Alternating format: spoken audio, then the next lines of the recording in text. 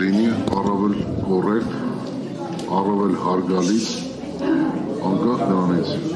ով ինչ կարգավիճակով է մասնակցում դատական նիստին։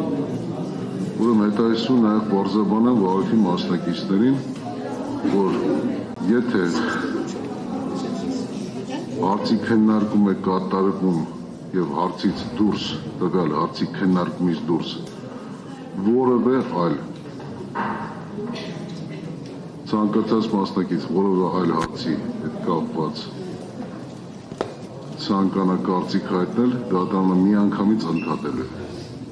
թույլ չի տալու, որ շարունակի։ Երկրորդը, որպեսզի վարորդի մասնակիցներին պարզ լինի, կոնկրետ այստեղ որևէ մեկին դատարանը թույլ չի տա, որ մյուս կողմին որևէ ձևով, անգամ անձնավորած, որևէ ձևով վիրավորի։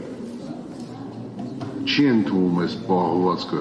թե մեղադրանքի կողմի, թե պաշտպանական կողմի։ Չի ընդունում դատարանի կողմից,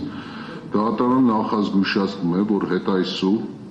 կկիրառի համապատասխան սանկցիաներ այս մասով։ Ես նախազգուշացնում եմ ուղղակի, որպեսզի բոլորիդ պարզ լինի։ Ինչ վերաբերում է Բագրատ Սրբազանի հետ կապված հարցին։ Բագրատ Սրբազանը բոլորս տեղյակ ենք, որ մեղադրյալի կարգավիճակ ունի։ Վաղաստանյան ազգանունն է կրում։ Վերջինիս բնականաբար դիմելով եւ մնացած ընդհանրապես վարորդի մասնակիցները մեկը մյուսին դիմելով դատարանի պահանջն է, որ լինեք վերին աստիճանի կոռեկտ եւ հարգալից։ Վերին աստիճանի կոռեկտ եւ հարգալից։ Ոչ մեկ չի հերքում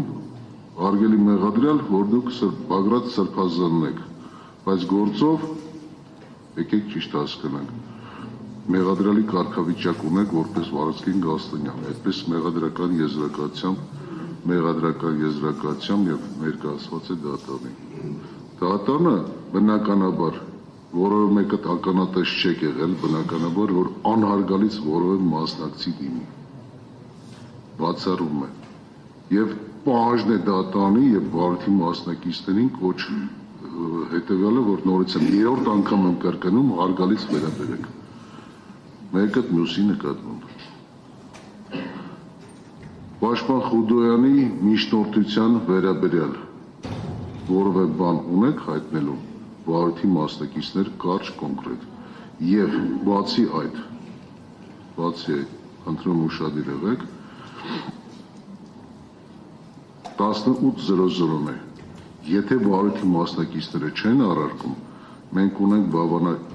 բավականաչափ հարցերի քննարկում ես նորից եմ կրկնում այս հարցից հետո բնականաբար քրեական հետապնդում դադարեցնելուց հետո Պաշտպան Վարդևանյանը